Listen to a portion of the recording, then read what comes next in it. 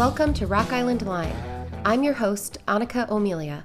Today, I'm sitting down with someone who brings both heart and practicality to the table, Jenni Swanson, alderwoman for Rock Island's 4th Ward, which also happens to be my ward. Jenni was first elected in 2019 and brings a wealth of knowledge on the current state of the city. We cover a lot of ground, including how she fell in love with Rock Island, the issues she hears about most often from residents. Spoiler, it's usually about roads and neighborly disputes. We discuss what we can each do to care for our city. We talk about downtown redevelopment, the controversy surrounding the Milan Bottms, and Jenni shares her hopes, concerns, and what keeps her motivated to serve. Whether you're tuning in from the 4th Ward or just curious about what makes local government tick, this is a conversation worth hearing.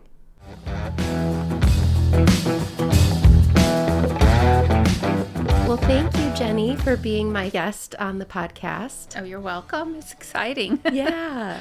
I thought we could just start off talking about the 4th Ward. What are the boundaries of the 4th Ward? So the boundaries of the 4th Ward, we go from 24th Street to 38th Street, and then from 18th Avenue to 31st Avenue, so that whole rectangular square. And then it kind of gets a little bit wonky because then we go from 24th Street to 30th Street, from 31st Avenue back to Black Hawk Ward. So It's kind of a Tetris shape. It's a sideways rectangle with a small rectangle on top. Okay, so would Eugene Field would be in your ward? Would Saki Golf Course be in your ward, or is that right on the other? That's right across the street. So the middle of 38th Street divides Ward 4 and Ward 7, just like the middle of 24th Street divides Ward 4 and Ward 3. Okay. So what are the major businesses in your ward? So we have Hy-Vee, obviously, and then that little strip area that has Hungry Hobo in it and Whitey's in it, Rudy's Tacos. And then primarily a residential ward with a fair amount of churches. And then we just go, it jogs a little bit around Aldi. So Aldi is not in our ward. But then when you go back, Ryfac is in it. Like I said, Eugene Field is in it. The Doll Museum is in it. And then we have a lot of churches. Okay. Yeah, so largely residential with some businesses on the 18th Avenue corridor. Yes. Lots of churches, a school. A school. And Jordan Catholic is the other school that's in it. Yeah, 2 schools. Yeah. And so this building, we're in my office. This is in your my ward. Yes. Okay. Not my Rock Island Line office, but my regular job office. Yes. Okay. Awesome. Yeah. So how does your story with Rock Island begin? Where did you come to find out about Rock Island, come to Rock Island? Where does your journey with Rock Island begin? Oh, it's very interesting. So I grew up in a little town called Aurora, Ohio, about 40 miles northeast of Cleveland. Traveled around a bit, came to the Quad Cities in 1988, and lived over in Bettendorf. And I lived in Bettendorf for about 24 years. I was married, ended up getting a divorce, and then at a volunteer event, I ran into this guy from Rock Island who I was very intrigued by. And so we started dating. We had lunch a couple times. And then lo and behold, I moved in 2012 from Bettendorf to Rock Island. And so that was kind of how I got here was, same old story, love. I followed a guy over here. So love brought you to Rock Island? Love brought me to Rock Island, yes. And you'd lived in Bettendorf for 20 years? Yeah, 24 years. Mm-hmm. Okay. And so what was it like to leave Bettendorf and move to Rock Island? How did you conceptualize the city, you didn't grow up here, and then you'd lived in Bettendorf for 20 years. How did you conceptualize the city? And what was it like to actually move here and live here? Well, it was very interesting because, the part of Rock Island that I got to know was, I joined St. John Lutheran Church, a wonderful congregation. People were very welcoming, very friendly. When I was at Kai's house, the neighbors were great. They were just so friendly. Everybody, everywhere I went was friendly. I mean, we'd be on the Augustana campus. People were very nice, very friendly, and that was my impression of Rock Island, is they were welcoming, they were friendly. The interesting thing about it was everybody seemed rather homogeneous. Homogenous. Homogenous, Yes. that's right. Very homogenous. And that they were, very much the same. You couldn't tell, who had a lot of money, who didn't have a lot of money. It was a very genuine community, and I loved it. I just loved it. So when we decided that we were going to get married and where were we going to live, the choice really was Rock Island. Yeah, there was no battle between the two cities. You There guys were wasn't. all hands in Rock Island. Yes. Yeah. Yeah. That's so cool. Yeah, it was just a really great, wonderful experience. And I have a dog, and so we would go out running, in the afternoons, and people would say hi, and I just was completely blown away by the outreach and the friendliness of everyone here. Had you ever thought about Rock Island prior to moving here? Had you heard about Rock Island, or was it like, oh, that's across the river, and it didn't really come up probably in your day-to-day life? But did you have an idea about Rock Island that was proved different when you actually lived here? Yes. So being over in Bettendorf, my kids did a lot of sports, did basketball and volleyball. And I laugh at it now, but when we would play games over at like Jordan Catholic School, you would pack food because it was like, oh my gosh, it's a day trip over there. And now I'm back and forth across the river a couple times a day. So, I do chuckle about that. But I think, didn't really know a whole lot about Rock Island other than it was far away from Bettendorf. And the comments that I got from people was, oh, you need to be careful over there. It's not necessarily very safe. And that was just totally blew my mind when I got over here, because I didn't know any different, and so that was kind of the perception that I had was, Rock Island was not necessarily a safe place to be.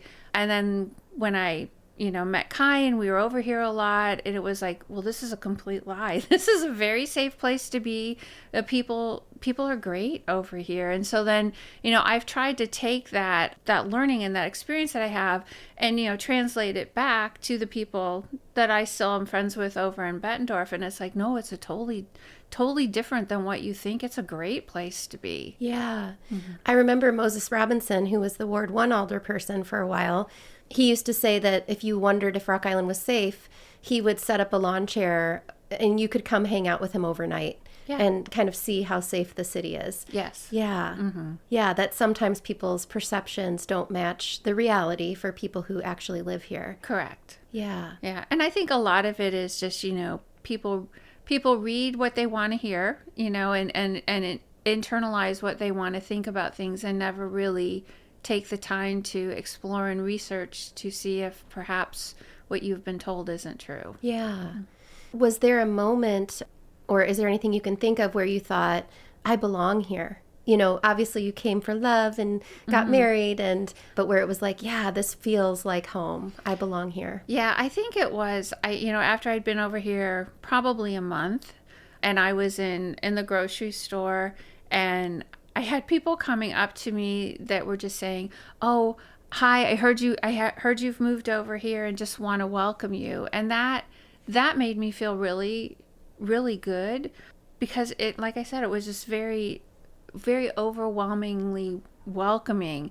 And I was stunned by that. I had moved prior to coming to Iowa. I'd moved around to a lot of different places, and people aren't like that. It's that Midwest nice kind of thing. But really, it really materialized here in Rock Island. And I think, probably a month after I moved over here, I've always felt like I belonged here. Yeah, that's so wonderful. That makes me so happy. What do you think the identity of Rock Island is? I mean, that's kind of a hard question, but as you became a part of the city, is there anything, like any adjectives that kind of describe Rock Island or make it different or unique from in the landscape of the whole Quad Cities? I think it's a good question. I think that Rock Island to me is a little bit more gritty, more artsy, more creative. It's not a cookie cutter city like, the others are. There are things here in Rock Island that you don't find in some of the other cities. And I think that's what makes it different and unique, is that we are not a cookie cutter of the other cities in the Quad Cities. We're our own unique identity, and the people of Rock Island are fiercely proud of that. And that's come through, even being on city council, that has come through very, very clearly, as the people of Rock Island are very proud of Rock Island and stand up for their city, which is very nice. Yeah, there's a little bit of a, like, I can talk about my mama, but you can't talk about my mama. Exactly. like, even when we're maybe having ideas about our own city or recognizing the challenges it faces, there is such a protectiveness of, if you're not here, you don't necessarily understand this place and what it feels like to be a part of this city. Right. Yeah. That's so cool. Yeah, you claim ownership of the town pretty quickly. Yes, you feel like a Rock Islander. Yes. Yeah. Yeah, I agree. I think there's lots of art going on in the Quad Cities, and I saw that you were at Pride Fest this past weekend, and you have a mean arm, and you got Kai in the dunk tank. I did. That was great. Yeah. Yeah, I was kind of looking at your social media before interviewing you, and you guys were out kayaking and taking a bike ride, and also the way Rock Island's positioned, kind of surrounded by water and nature. I mean, I think that is the natural element of Rock Island is really special too.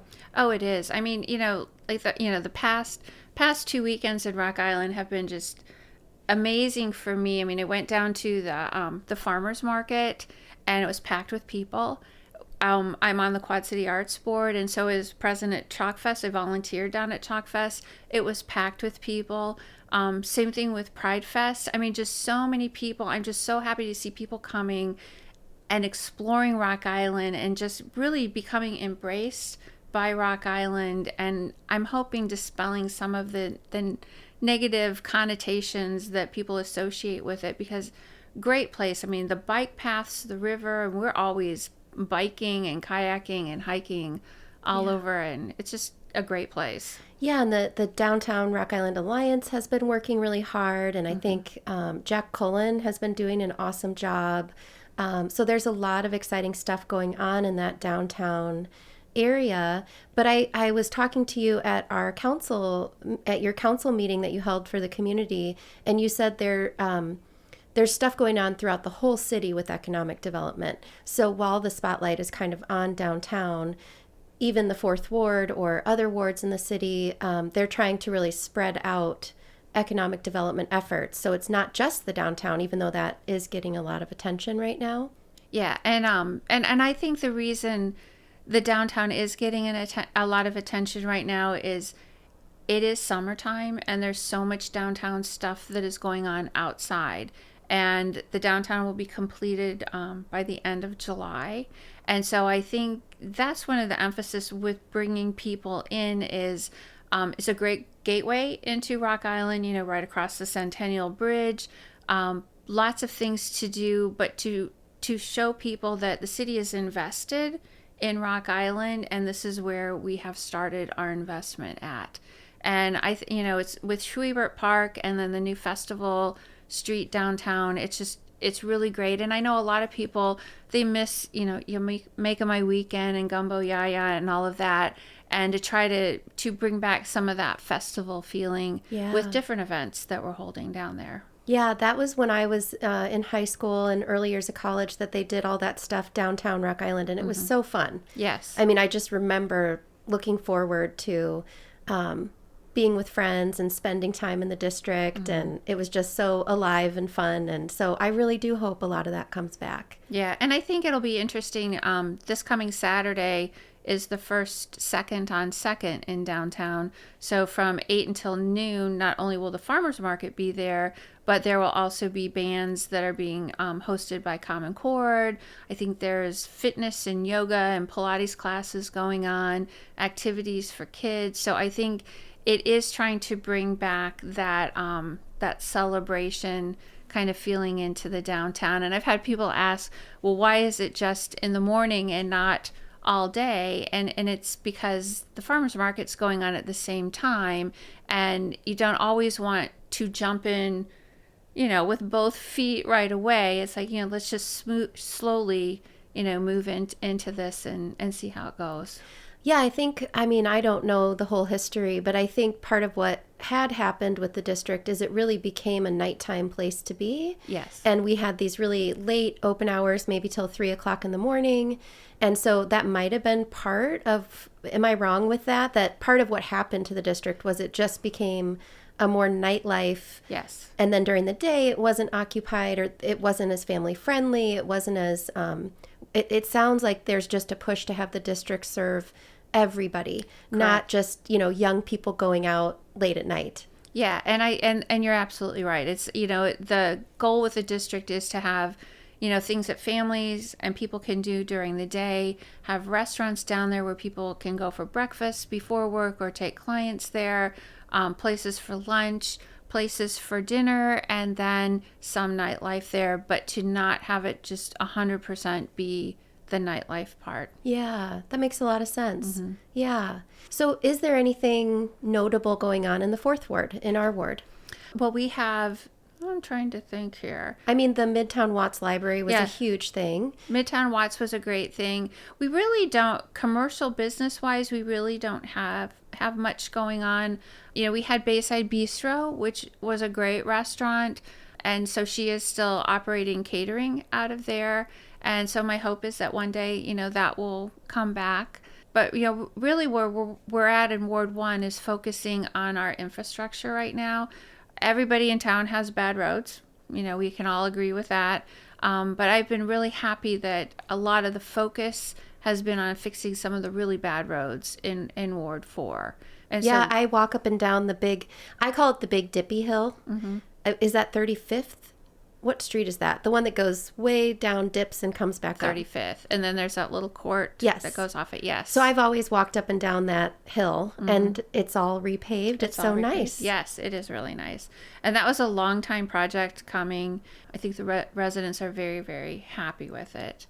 Yeah. And there's been just, a couple of different streets that have had issues. And I really have to give a shout out to our Public Works Department because they've been great coming with me to meet residents and to talk about the road, kind of explain what the city can and can't do. I know that, people always, I don't want my potholes just filled. I want my road replaced.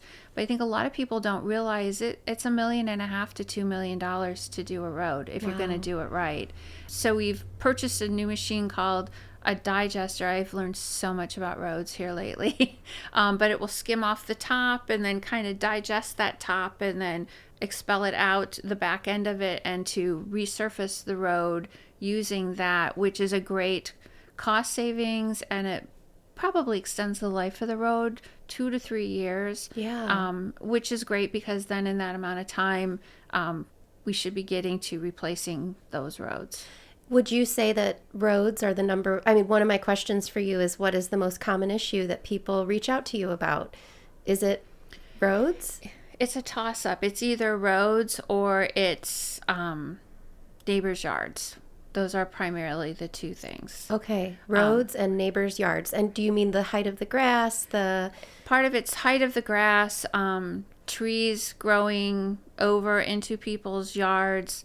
And it's pretty much, or, debris and junk outside of the house. So I get a lot of the nuisance calls. Especially this time of the year, as people are, maybe slow on the uptake to get their yards mowed, flower beds cleaned out. Yeah. And, well, maybe we could tackle those one at a time. So when it comes to the streets, you kind of talked about this digester that is eating up the roads and, they're coming back out the backside. That's kind of just a funny visual for me. It is.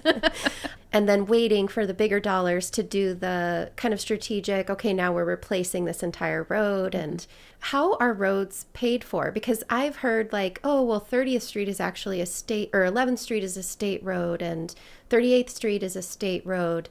How do we pay for our roads? So if it is a state road, the state is to pay for the road. We do, as a courtesy to the state, maintain the road, so we will fill potholes. But like in the case of 11th Street, with it being a state street, the city can't just come in and replace the road. It has to be approved by the state, by IDOT. And so that's what's happening or going to be happening because we applied for a grant, a raised grant for 11th Street. I believe it's like $22 million. And the city's putting forward some money towards it. But when it's done, it will be great. But, when you're replacing the roads, especially roads in Rock Island that are so old, underneath them are the water and sewer lines. So you're not going to put a new road on top of old infrastructure because inevitably something's going to break and you're going to have to dig up the road. So when it gets done, it will be replacing all of the water and sewer lines underneath. Wow. And then you'll get the new road on top, and then there'll be new sidewalks that are going in. So pretty big project. Giant project. And Yes. I know there's something going on with the state where they're also looking at lead pipes and having to replace water infrastructure in overtime. And so will that also, it sounds like you're not only replacing the road, but you're kind of going underneath to that infrastructure and replacing a lot of that at the same time, which is Yes. great too. Yeah, that's going on, as well as within the city, the replacement of the water meters. So our water meters are very, very old. Surprisingly, they're all still working very well, but there is a slow process to go ahead and replace all of the water meters so that the water meters can be read with the water meter readers, and then that will also change how we bill for our water. Okay. So instead of getting a bill every quarter, you'll get a bill every month, which will be great if you have a leak. So if you have a leak, you'll be able to find it out monthly as opposed to waiting 3 months and all of a sudden you've got this huge water bill because you had a leak you didn't know about. Wow. Yeah, I can see how that would be really impactful to just have that faster view of what are my water expenses. Yeah. What did I do last month that made it higher? It's hard to think back over 3 months to figure out why did it go up or why did it go down. Yeah, and I think it'll be easier for some of the people that are on fixed incomes because, you'll have same amount, but it'll be broken down into monthly payments instead of all of a sudden you get this, water bill that's a couple $100s. Yeah, that makes a lot of sense. So 11th Street is a state road. Did I make that up, or 38th and... 38th is, and I believe 30th is. Okay. I'm pretty sure 30th is. So just those big roads that kind of go all the way through town. Yeah, kind of the big connector roads. Okay. And so some of those roads are paid for with state dollars, those roads. The other roads, is it just the budget, like the money we take in with property tax and whatever revenue we get? Are we free to spend however much we want on roads? Is there stuff that's like specially earmarked for roads? So before my time on council, and maybe the beginning of my time on council, we used a lot of the gambling funds to, the money we got from the casino. We used a lot of gaming funds to go ahead and put into the street fund. And that paid for a lot of things. Well, as, things evolve, and more streets, more and more roads needed it. There is a specified restricted road fund. And so money would go into there, and that's where you would use the funds to replace the roads. When I first moved here, which would have been around 2012, our street that we live on, the way the city used to do it for residential streets, was everyone on the street basically paid for the road and you were assessed a fee. And so the assessment for my road was $10,000 per household. And you could opt to pay $10,000 at one time, or you could pay it over 10 years, $1,000 a year over 10 years, interest-free. Wow. Which was kind of a surprising thing to all of a sudden get a road assessment of $10,000. Yeah. And all your residents are paying for that road in front. Not an ideal situation, and so I'm very thankful that it was changed. So we don't do that anymore. So when that was changed, you still have to figure out how to fund your road fee. And so we put in the 5-cent gas tax. That's right. Yes. Yes. That was kind of the last iteration was if you buy your gas at a Rock Island gas station, some portion of that is going to go toward the streets. Correct. So for, it was 5 cents a gallon, I believe. So, the first year we did that, we had great response, great revenue coming in.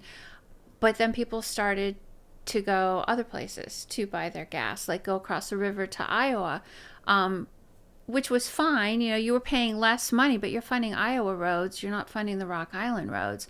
And so year after year after year, we saw that gas tax revenue get less and less, and I mean really, really decline over the years, since the first year. And I'm sure the gas station owners didn't really love that, if the city's kind of creating this artificial incentive for people who might not be remembering. Right. Or I didn't know about it. Someone had told me about that, like, oh, make sure you get your gas in Rock Island. Or maybe residents don't know about it, and so they're just comparing dollars and cents and thinking, why is gas more expensive in Rock Island? I'll go somewhere else. Yeah. And so it affected Rock Island gas stations too, because they were losing sales because people could get gas considerably cheaper over in Iowa. Yeah. And there would be a few times where I would get calls from people who were very upset and angry about their roads.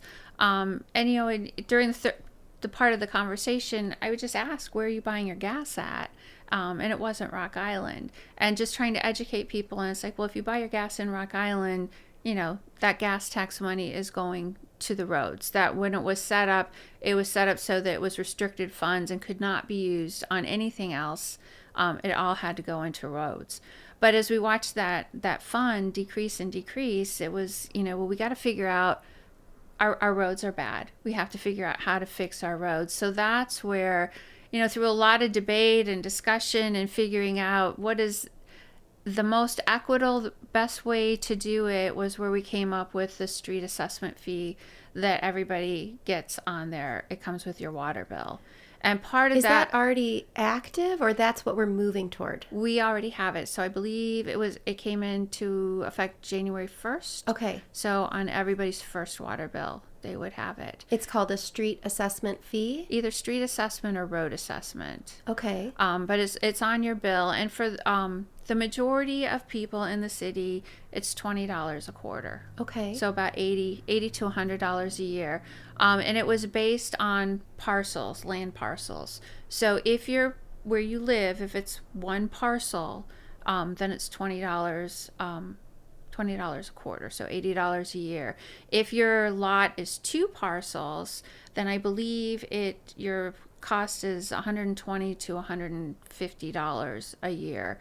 There are some people who were frustrated that have large lots. Maybe the back half of their lot is a ravine, so the footage on the road, isn't that, and so, but trying to figure out what is the best way to do that. We can't put a tax on how many cars you have, so you couldn't per car tax it. So it was a big discussion on trying to figure out what is the most equitable way to have everybody in the city help to pay for the roads. Yeah. And so that was the solution that we came up with. Yeah. And it should put about $2 million a year into the road budget. And that assessment goes directly, is restricted for roads. It can't go to anything else. But with that going into the roads, it's really going to be a bonus for the citizens of Rock Island, because I'm hoping as they're seeing the roads being replaced, they are realizing that is their money being put back into their city. And I think the plan is within 8 to 10 years, the majority of the roads in Rock Island should be fixed. Wow. Yeah. Yeah. And how do they prioritize which road to go for first? So they had done an assessment of roads sometime during where the road tax was going in, to kind of see where are the worst roads, looking at each ward to assess, roads. The majority of the worst roads are in Ward 1. So I believe this first year, the highest percentage of roads being tackled are in Ward 1 and Ward 2. And then, subsequent years, it will happen outside of Ward 1. You'll see a little bit more roads being fixed. But they are trying to make sure that in every ward, because they want people to see that we said your money was going for the roads, and your money is going for your roads. So each ward will have some roads being fixed. Not all wards have really, really bad roads. I know everybody thinks their road is the worst, and to them it is. But trying to to do the worst, but also to make sure that everybody has something done in their ward is kind of a goal they have. Is the tax on the water bill, is that the same thing that you guys talked about at the last city council meeting with the street ordinance fee? Yes. That's the same thing. It's the same thing. Okay. So you were just kind of reviewing it at that meeting, that it had passed, that it's in effect, and okay. Because I'm trying to do these little express episodes that are under 5 minutes that will kind of recap what happened at the council meetings. Okay. But in doing that, I was like, I don't quite understand, like, if it says first reading and everybody says aye, Yes. and then it goes to a second reading. So that's when you're still in the process of kind of looking at it, reviewing it. And what was the thing that got pushed off, that everybody wanted more time to kind of look at and investigate before you guys make a decision? That would be the parcels of land that the city owns, that we are selling to people who wish to buy them. And part of the issue with that is a lot of people are buying parcels of land for gardens. So we used to have a community garden program that's kind of gone by the wayside, but there are a lot of people in our community who want gardens. And so the reason it was put on hold is in Ward 1, which Alderman Evans can talk more about when you have him on, but it's becoming kind of a little bit an issue, with gardens popping up on lots in between two houses. And so that was why it was tabled until the meeting tonight, to go ahead and have an opportunity to review the sale of those, who's buying them, the purpose of buying them, because when they put in to buy it, they have to say what they're going to use them for. Okay. So we also had discussed the urban garden ordinance, and I believe that is up on the agenda for tonight also. So just trying to be more mindful of the use of that land that people are buying, and more mindful of the residents in that community. Yeah, those are all such interesting issues, because at first glance, I'm like, cool, pop-up community gardens. That sounds awesome. And I'm sure some neighbors are feeling like, but that's my side yard, or that's really close. I imagine there are always a host of issues that come up with every single thing that you guys tackle. So yes. Yeah. Usually a third of the people like it, a third of the people don't like, and a third of the people have no interest. Are checked out. They're just like, you guys do what you need to do. So I mean, we talked about the street ordinance fee. That was in my little notes here. I wanted to kind of ask you, as you look out over the next 4 years, 10 years in Rock Island, what do you think some of the biggest challenges are that the city faces? I think our biggest challenge is really our finances and our tax base. I mean, we have to grow both the commercial tax base and the residential tax base.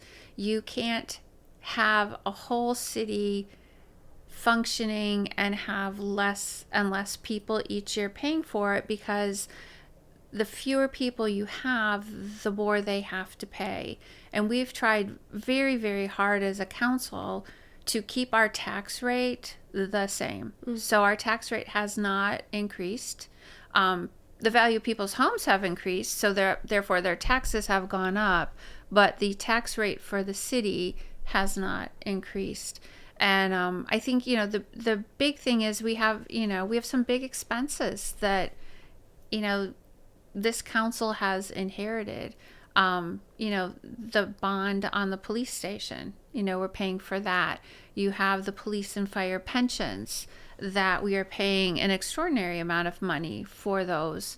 And part of that was because they were not paid into for a number of years. And it was an issue that was pushed off for later councils to deal with. And we're the later council that's dealing with it. There are just a lot of expenses. The vacant lot on 11th Street, the old Walmart space, that is a huge expense that we have to pay. And so those things are really diverting a lot of money that the city could be using to, to rebuild parts of the city, to reinvest in the city, but instead they're going off to pay financial commitments that were made. Yeah, and that really tracks with what the new mayor had told me. I don't even think we talked about it on the podcast, but as I met with him before we met to ask him if he'd meet with me, you named the same three things that he named. So that we have these obligations that give us very little wiggle room. Mm-hmm. And he named the same three things: the pensions, the 11th Street project debt that we're paying, and the bond on the police department. And so having to be, the way he talked about it was so precise or efficient with every dollar, because we don't have, we don't have the situation where we've got fund money. I mean, maybe no city does, but mm-hmm. we can't play around a lot with our resources. We have to use them pretty efficiently as we tackle these longer term obligations. Yeah, and I have to give kudos to our city department heads, because with COVID hitting, just a lot of things coming at them, we've asked them to cut, and they have. I don't think the city's fully staffed really in any department, and so as people have left, we haven't replaced those people, so those salaries have gone into replacing, cut revenue and cut expenses for the different departments. And so the departments in Rock Island are running really pretty lean. I mean, there is no fluff. There is no over expending that any department is, because we have asked them year after year to cut. Yeah. And I think, where we're getting to with the city is the next round of cuts then becomes cuts to services, which nobody wants. Yeah. And it's not like the city is an organization where, we can make more widgets to make more money. We can raise the cost of them. We really can't. The city is a customer service municipality. It's not a product oriented. So, you deal with the money that you have. Yeah. And it is just like at your own home. Mm-hmm. It's here's what we have. We're trying to find ways to make more. We're trying to find ways to spend less. Mm-hmm. You're talking about those two sides of it. Right. So there's been some cutting to the overall departments, trying to save money there. And I think the third element here is, how do we manifest, new people to move into Rock Island, expand the tax mm-hmm. base. If we could get our population up by 5,000 people or 10,000 people over the next decade, what would that do? I mean, we could, that would help to, right.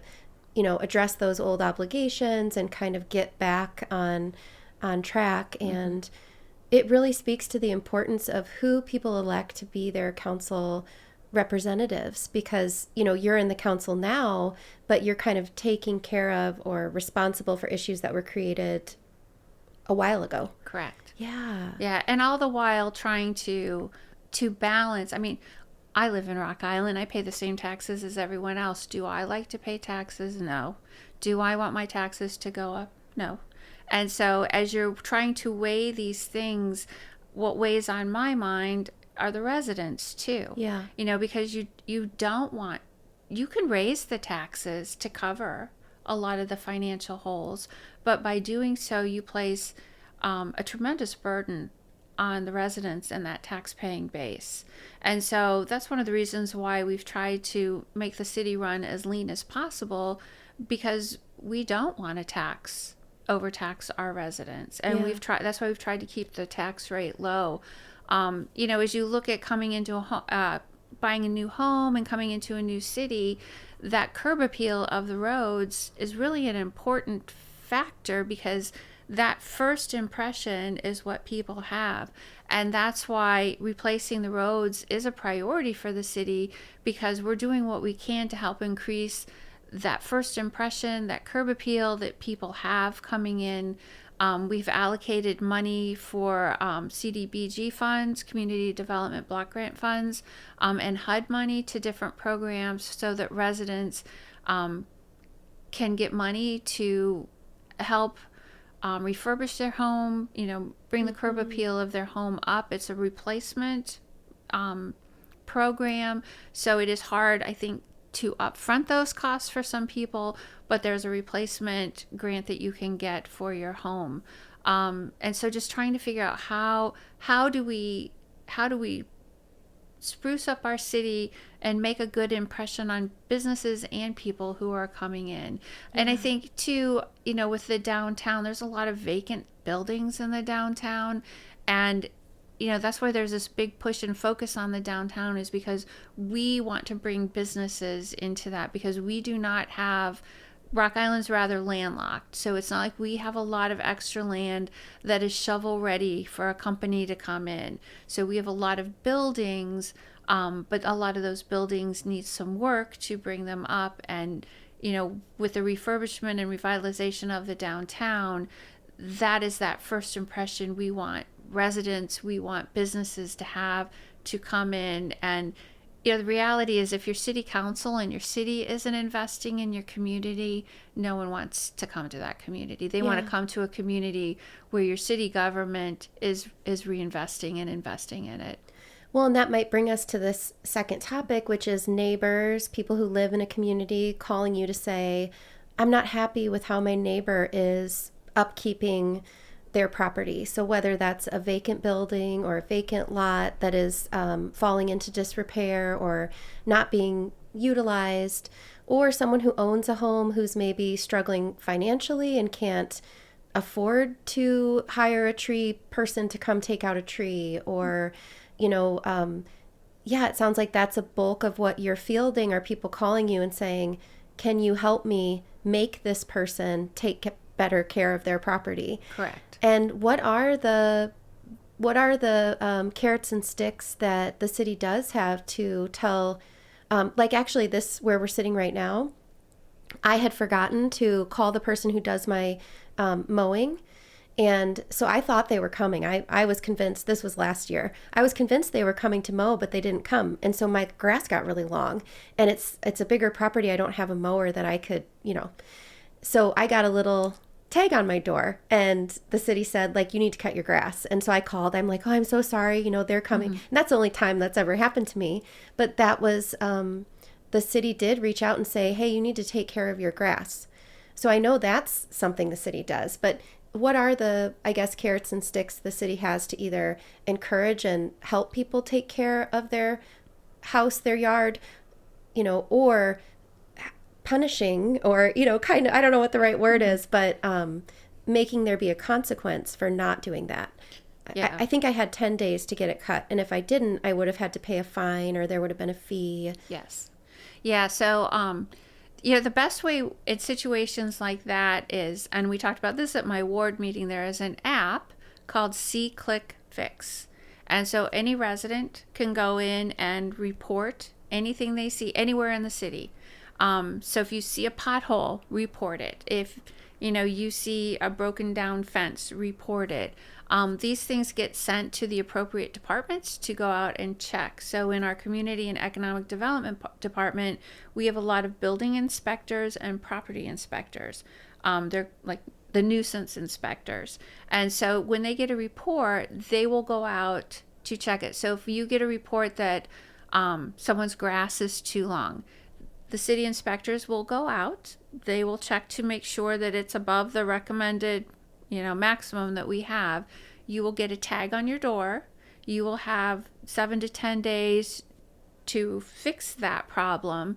They will come back. The inspector will come back to make sure the problem has been fixed. If it has, no harm, no foul. If it hasn't, then you will be assessed a fee, a penalty fee, and you still have to fix. You still have to make the remedy. It's not like you can just keep ignoring it.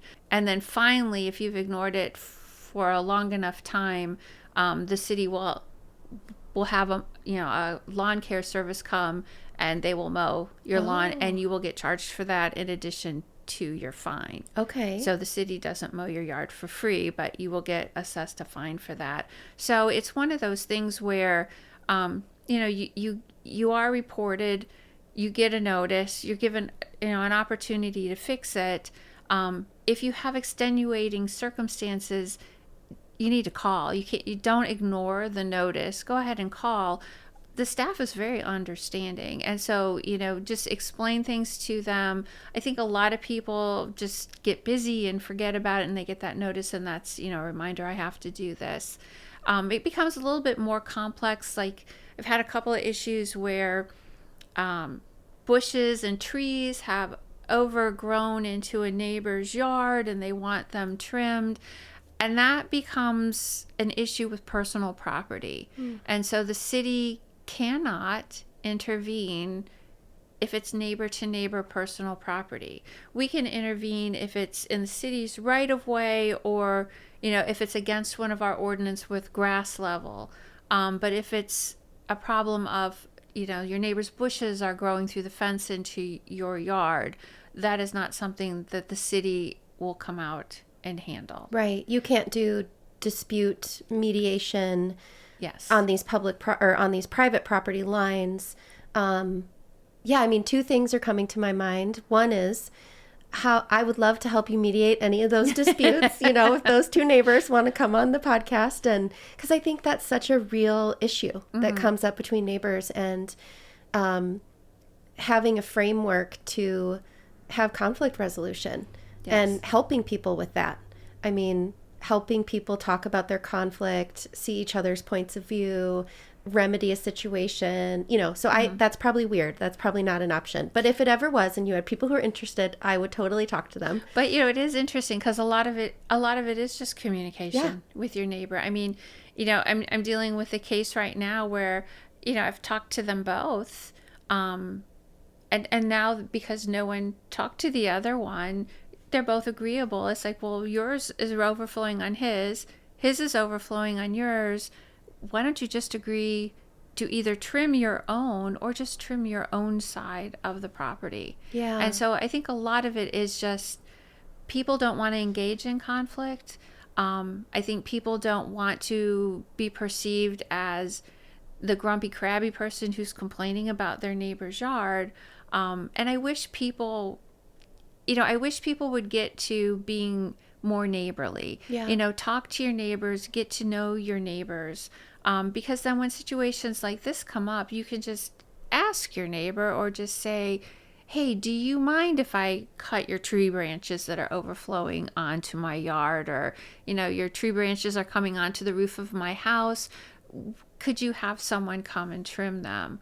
But I think a lot of the neighbor disputes I see are just primarily a lack of willingness to communicate and to talk with each other. Yeah, I think something about being Midwest nice, it can be a little bit passive. So there's something inside of you, it's bothering you. People can be afraid, like if my neighborhood is falling apart, what's going to happen to the neighborhood? Those indicators that things are not taken care of can even feel unsettling. And so it's bothering you, but you don't want to be mean, you don't want to be aggressive. And when we stay really quiet, then maybe things build up, and by the time we say something, then we're really actually angry, and we can shoot right past assertive into aggressive. Correct. And that assertive communication of, hey, I noticed this, it's bothering me, can we come up with a solution together, is kind of the sweet spot. But sometimes people might need help with that. And I'm happy to help. I think that sounds like a big part of your job, is helping people to bridge the gap, or say, well, I talked to your neighbor and here's what they said and here's what you're saying. Is there some sort of compromise? But the other thing that came up for me is just that I have 2 neighbors, now 3, and they are just like our little neighborhood. They take such good care of their yards that it's almost like not a competition, but they set a standard that then the rest of the neighborhood, I feel like we're always scrambling to keep up with. So I guess, sometimes the best remedy for that is kind of like, okay, what am I doing on my property? Before I look to my neighbor to say, I want you to do this, am I applying the same standard to myself? Am I able to, and sometimes just that modeling is so powerful. Because Jim and I, we're so busy, but these people are also busy, so I can't even use that as an excuse, because my neighbor across the street also has 4 kids, and they both work full time. but we look at his yard and we think, oh, shoot, we need to, my husband does a really good job too. But sometimes just watching other people take good care of their stuff has this kind of contagious effect. Yes. Yeah. I know we have one neighbor, and we share a yard that kind of splits a little bit. And then there's a sidewalk that's a very definite split between the two property. And, if I'm out there mowing, I'll mow their little strip of land. If they're out there mowing, they'll mow mine. But we had a conversation about how particular are you with your grass? And, is it okay if I mow your grass if I'm already out there mowing? And in this case, both of us are fine. If you want to mow it, go ahead. If I'm out there, I'll mow it, go ahead. Yeah. The neighbors on the other side put up a fence, and the way it goes in with the lot lines, and I have hostas on the side, there was no way to get a mower through there. So I just asked them, do you care if I mulch in that whole area and no one has to mow it? And they were fine with that. Yeah. So I think a lot of it is just that communication, and my feeling is, how do I make it easy on you? How do I make it easy on me? Yeah.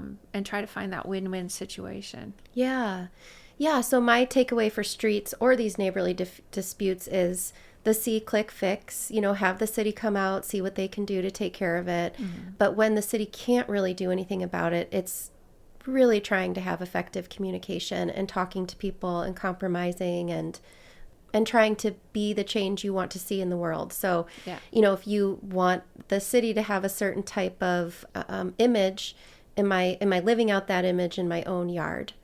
Are there any resources for people who maybe don't have access to a lawnmower, or does the city work with the high school to have young people do some sort of yard cleanup? Or maybe it wouldn't even be a city thing. It would just be kids getting together to volunteer. But is there anything like that where if someone's having trouble taking care of their property because they don't have the equipment, or maybe they're disabled and they can't get out into their yard to do it, is there anything like that?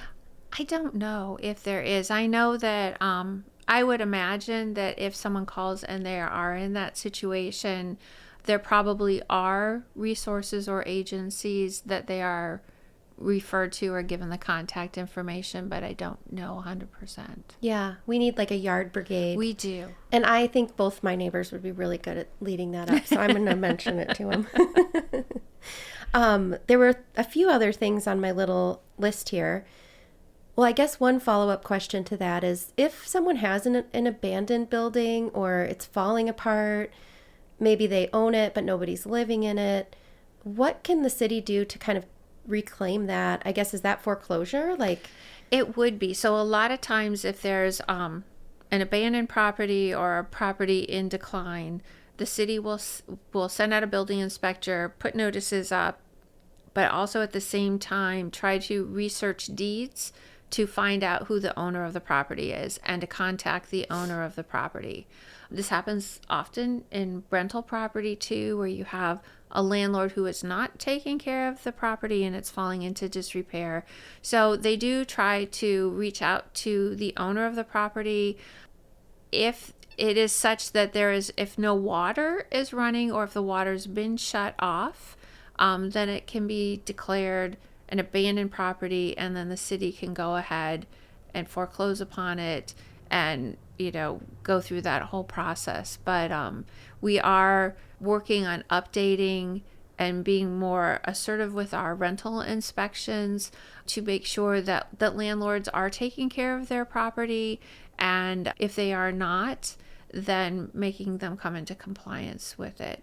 But there are certain properties where the homeowners have passed away and family doesn't live here and the house is in the estate. And so they do work really, really hard to contact the owner and try to work with the owner to get the best solution possible for everybody.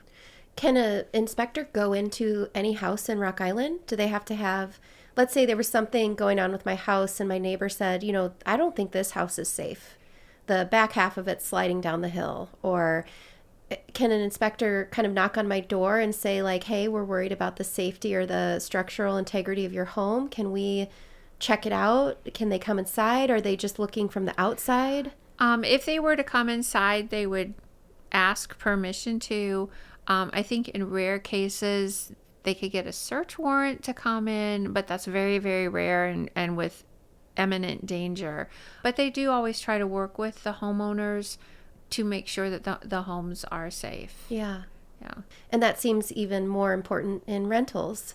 Davenport's dealing with the situation where people died because that structure wasn't sound, and I don't know any of the details of that, but I can imagine that, city council is setting ordinances and then also trying to kind of hold whatever departments those are accountable for, okay, are you going out and doing the inspections? Are you, your job really runs the gamut. It does. And we do have the authority to condemn buildings too. And so that's a way that the city has to kind of force compliance and get people to fix issues that are there. Let's say that there's a building that's just sitting empty and it's not for sale and it's kind of fallen apart. Can the city do like a empty building fee? Is that a thing that you can do? That is not. I wish there was. Yeah. Yeah. Kind of like use this, sell it, or kind of an incentive to, if you have a building for sale for $600,000 and it's been on the market for 10 years at that price, and it's not moving, that there's some sort of vacancy fee. And is that because that's like illegal, or could the city council do that if they wanted to, or I don't know.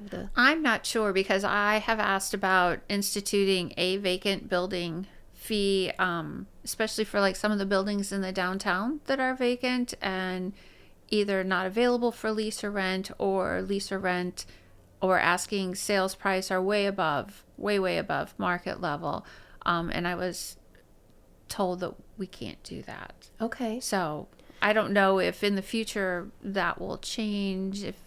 Well, I can research it. I was not given a reason why we can't do that. Okay. Yeah. And I don't know. I mean, yeah. And that's, when you look at a city, you're not only thinking about the ordinances of the city, you have to think about, the laws at the city level, at the state level, at the federal level. And so maybe there are property rights or property laws that make it so like you can't do that. It's not, it's against the law, but I could look into it a little bit. But because I think being in the Quad Cities, obviously the value of a building in one city might be more than in a different city. And sometimes it seems like people might hold on to properties, maybe even waiting for Rock Island to turn around, where this investment might be worth more 10 years down the road.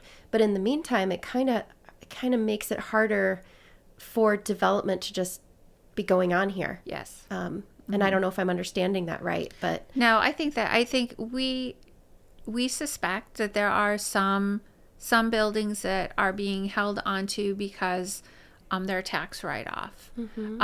My hope is that as we are investing in different parts of the community, that tipping point where is this better? Does this give me more of a benefit as a tax write-off, or will this give me more of a financial benefit if I rent it, lease it, sell it, kind of thing? There is that fine line there that I'm hoping that we're going to get to, and I think when we do finally get there, we'll see a lot of business transactions happening. Well, I look forward to that time. Yes, I do too. So I had two other things here. One is just kind of, and I know this isn't in your ward, and so we can either jump over these, or if you want to talk about them, we can. The nature's treatment controversy, is that nature's treatment, is it coming? Is it all passed and we're ready for them to break ground, or is it still kind of being debated, studied? It's still being debated and studied. There is a public hearing on June 19th. Okay. Where the public can come and talk. I know that the final development plan, if it's not already finalized, it's pretty close to being finalized. I know that the city council and city have taken some flack from people online about, well, how can you approve a business plan if it's not final? And I think what people have to understand is business plans are submitted kind of gives you an overview, a high level of what is going to happen. But as the plan progresses, as funding and money become available, just like remodeling your house, you're going to have changes because this is going to be a cost overrun, so we can change it to this. There's some flexibility. I think with the nature's treatment development, there has been discussion from outside groups, and the developer is listening to those, and the city is listening to those. So the plan has, in some areas, changed significantly. With the gas station part, I think originally there were going to be like 30 gas station pumps and then 10 EV chargers. They have downsized that significantly. And this is the communication part. You have to listen to what people are saying. This developer is not ramming and barreling through and it's my way or the highway. They are making changes. They are funding surveys that are going on that are costing them more money because that has been an issue that has brought up. Case in point, there's a survey going on with the Blanding turtles. The initial survey of it was going to be, X amount of dollars. It's now 8 times that amount of money, and the developer's paying for it. But the survey has become, instead of a short survey, the decision was made it's going to be a 20-day survey. So that survey is ongoing now. So I think the developer is trying to be responsive to the concerns of the residents. And that's why the final development plan hasn't been officially released and blessed and all of that, because there are still changes that are happening. That's such a complex issue because you have this ecosystem and the environment for the turtles and the animals and the wildlife and the wetlands. And so it sounds like a lot of people who care very deeply about preserving that. Mm-hmm. And then you have the ecosystem of the children in our community and we're talking about potential lack of services and resources. And, that's so hard to balance that. It is. I guess my bias is I'm like, I feel like there are some endangered children in Rock Island that I'm anxious for the revenue. But when I talked to the mayor in the last episode, I found it really interesting that he said, the eventual goal is that it's like we've been walking through a desert and here comes some resources, here comes some liquid. And we're kind of at a place financially, especially with those 3 obligations, where we'll take it. Mm-hmm. And that is where we kind of are right now. And maybe if we had like an abundance of resources, we could be really picky about that, or we'd say, well, we don't want a gas station. Right. But yeah, I mean, it's a complicated issue, but it seems like that the position that we're in, that the revenue that it would generate is so critical to the long-term survivability of Rock Island. Mm-hmm. Am I No, you're correct on that. And like we acquired the land in 2022. And prior to acquiring the land from Riverstone Group, they had been mining it out there. It was a quarry. They were going to sell it to us for $1. So with the lens of Walmart and that whole thing, it was, we were very cautious about, okay, what's wrong with this? What is in here that is going to come back and cost us money? Were there environmental concerns that needed to be cleaned up? So we did a lot of research. We conducted some studies back in 2022 to make sure that the city wasn't getting stuck with an environmental issue that we would have to clean up. And everything came back fine on that. So we went ahead, and approved the purchase as a council. With that in mind, out of the 538 acres, out of all of it, there is only 10 acres that can be developed on. I mean, and there was never any plan to develop any more of that. I mean, So 528 acres remains natural wetlands. Wow. Yes. And so, when we took that, and we big discussion about, it's only 10 acres, but we get the whole part, the whole thing for $1. the rest of it we can put into, like conservation things, walkways through it, kind of turn it into a nature preserve where people could enjoy it, can learn things for recreation things. So all along, it's only been 10 acres, and those 10 acres are not in the wetlands. And that's the only developable part of that whole parcel of land. So we took it in. We knew that was the only space we would have. But it was going to take the right developer to have an interest in it, because not everybody would have an interest in it. So we sat on it for 2 years. And then a developer came along that wanted to develop on that 10 acres of land. Yeah. And so, with the potential of $2 million in tax revenue every year. Wow. Not a one-time thing, but every year. So that's the same amount that we're trying to get into the street ordinance thing. Correct. We could get that every single year. Yeah. So that's a huge financial boon to the city of Rock Island. It seems like it also might draw people into that area, which if you keep going, you're going down, to get onto 31st Avenue, Sunset Marina, maybe winding around to go.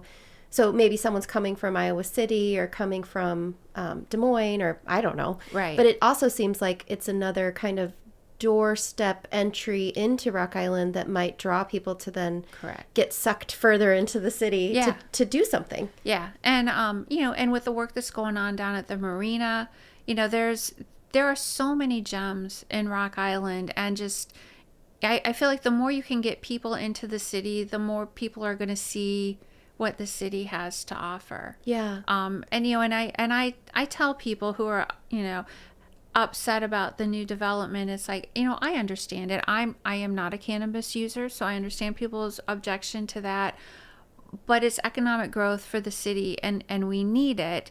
And where I have to do a balancing act as an alderman is, if we were to turn this down or put too many obstacles and the developer goes away, that is a significant amount of revenue that we no longer have, or that we no longer can count on. With that in mind, then you are faced with a situation of having to raise taxes to cover the expense of running the city. And, I do a lot of work with the Quad City Housing Council and, the Homeless Task Force and all of that.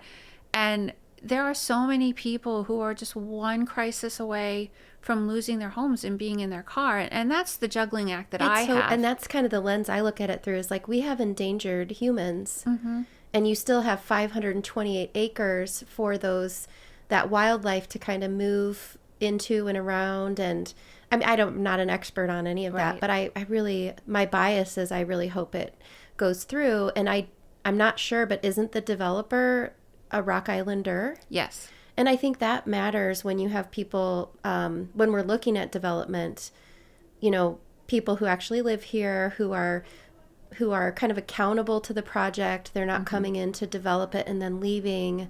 I mean, I think that is a real asset as well. It is, and I think that's why the developer has been so flexible and agreeable to make changes. Yeah. I mean, if this was a developer coming out of Chicago or New York, they would have left. Yeah. They would have left. Yeah. But I look at our elderly residents who are on fixed incomes, and they can't sustain, and I don't want to put any elderly person out of their home because they can't afford their taxes because they've gone up.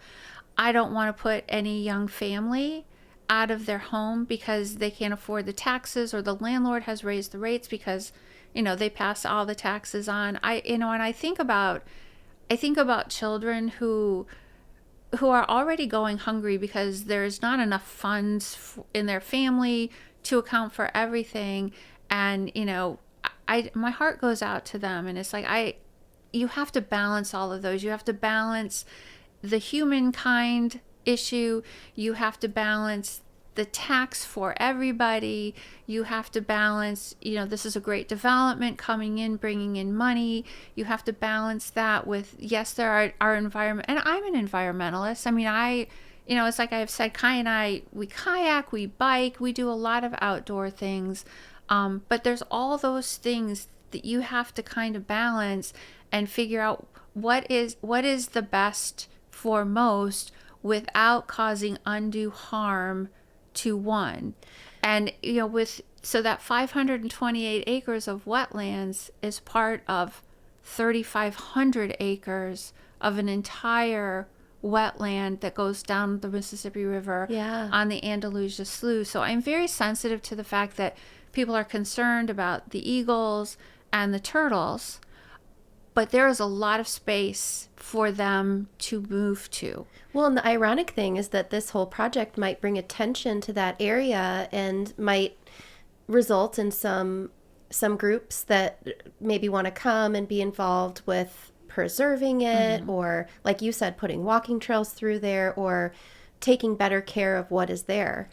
It might even end up being a boon for the wetlands, Right. So, you talk about, there's been other discussion about, the TIF, the tax incentive financing. So the TIF for that area expires in 2027.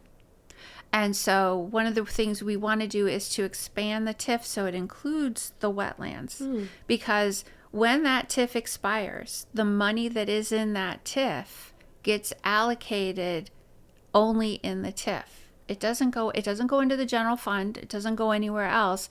It is allocated only in that TIF. So if the wetlands are put into that TIF, then when it expires, that money can be used for conservation issues, efforts in the wetlands. So, as in any parcel of land in nature, if you want things to grow and to flourish there, you have to have some upkeep there. If you don't clean out invasive plants and invasive weeds, it will choke the wildlife out that lives there. So with that funding, you can then put in conservation efforts and issues and fund those to perhaps put in walkways for people to walk through, eagle watching posts. But whatever you do, if you were to put walkways in there, that is really great. That initial funding to put those in is wonderful. But if you don't have subsequent funding for maintenance of them, then in 10, 15, 20 years, now you've got broken planks that are going into the wetlands. So that whole conservation plan needs to be put in to make sure that the wetlands are kept healthy, to encourage growth, to encourage marine life, wildlife to come in.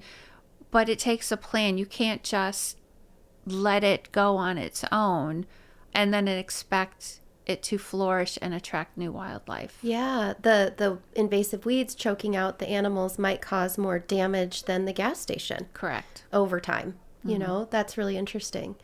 Whose ward is that? Who's That is Ward 2. That's Ward 2. Yeah. And who's the Ward 2 alderperson? That would be Randy Hurt. Randy Hurt. Okay. So I'm hoping I get to talk to all the different aldermen, and then the last thing I kind of was hoping for an update on was just with the ARPA funds, which came out of COVID. I think, do those have to be spent by the end of 2026? I think they do. I know they had to be all allocated by the end of 2025. Okay. I don't know if they all have to be 100% spent, or if because they are allocated and the projects are in progress. That I'm not 100% sure. But I did talk with the city clerk today, and she is going to do kind of an annual report kind of thing towards the end of the year on the ARPA funds and the status of all of them. Oh, cool. I know that they have all been allocated to different projects or programs, and I know that most of them have been completed. There's just a couple that either are in progress or have not yet been started, partly because we're waiting for matching grants on some things. Okay.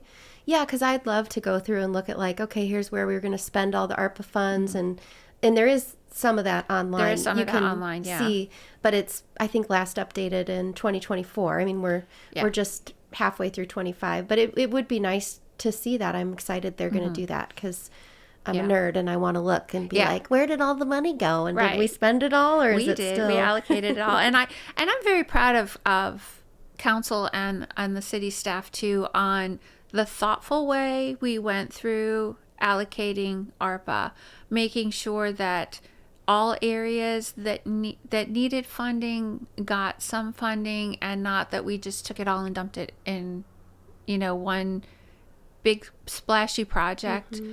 So the part of our rationale with how we allocated it is, what is the need for it? Is there an opportunity for grants and matching funds? Is this something that in 3 years will be self-funded and self-sustaining? Because one thing we didn't want to do was, like I talked about the conservation efforts, is put something in place and then there's no funding for it to continue. Right. So a very thoughtful, long, involved discussion on how to move forward with those. I think was Saki Golf Course redoing that clubhouse, was that part of it? That was part of it, but a lot of that was the ARPA funds were used for matching grant. Okay. So they got a grant for the majority of it, but a lot of, for anyone that does grant writing, a lot of funding is, well, we need to have some part of it is matching funds. We want to have some buy-in and ownership from the city. So some of the funds on some of the projects were used for that, and we tried very hard. I shouldn't say we, because I didn't. The department heads tried very, very hard to leverage as many grants as they could, using their ARPA funding to make that money go farther. That's cool. It's like I'm thinking of my kids playing a video game and they've got like a power up or something. Yes. Like you've got the funding, but then you piggyback onto it, grant money or other resources to kind of supercharge. Yes. What's That's a good through. analogy. I like that. Yes. I have one boy and he likes the video games. So I mean, just to kind of end things, wanting to explore with all the aldermen, what can residents do to improve our city? So we focus a lot on like, what does the federal government do, the state government, our city council, our mayor, and that is a big part of the puzzle. But probably what is even more powerful for a city is, what do residents do in their daily lives to help the city be a better place? Create magic here. What do you find, or what can you say about what each one of us can do to just help Rock Island? I think, to me, it boils down to Rock Island pride and wanting to be here. It's, shopping locally with Rock Island, because you not only are helping Rock Island businesses stay here, because we don't want to lose businesses, but you're funding, the tax money goes to the city. So you're not only, if you shop Rock Island and shop local, you're supporting that business, but you're also supporting the city. The other thing with economic development is we have a lot of businesses that look at traffic counts. So they're looking at how much traffic is coming to a business. And if they don't see a lot of traffic, then the thought process is, well, why should I come here? Nobody's doing that. So I think supporting local is great, because it literally supports local. I think the other thing too is to take pride in your property and your street. I mean, it doesn't take any money to pull weeds. It doesn't take a lot to, if you're walking, down the road and you see some trash. I mean, I see a lot of people walking their dogs and picking up trash. I think it's that we got to take care of ourselves. Yeah. You can't expect the city to do everything. The city does a lot, but we're all in this together. Yeah. And I think taking pride in, just keeping your yard cleaned up, keeping the trash out of your yard. We have you can call for a trash pickup. You think you get one free every year, and then the next one's $25. So, pulling together and, I mean, if you've got 5 or 6 residents on your street that neighbors that each one of you can get a free trash pickup. So spread them out every other month. One of you is going to call and everybody just brings their stuff over. But I think for me, it comes down to that Rock Island pride and the sense that we're the ones that have to sustain our city. We're the ones that have to keep our city great. We're the ones that have to talk positively. And when you hear someone talking negatively, correct them. Just say, hey, I live there. And no, it's not like that. It's really great. Yeah. And I think, supporting the activities that are downtown, most of them are free. So, just go down there and just be present and just really enjoy your community and take pride in what we have, because it really, really is a great place to live. I love that.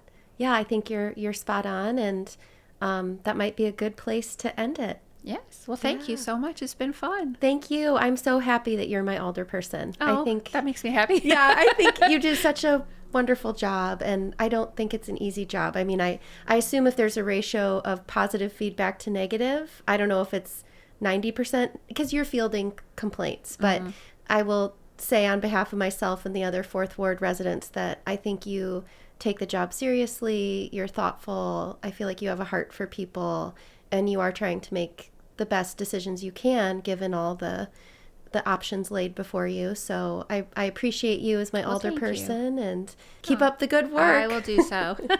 And maybe I can have you on next year for an That's update. right. You can. Hopefully this endeavor lasts that long. I'm sure it will. Yeah. So thank you so much, Jenni. Oh, thank you. Sounds good. Thank you.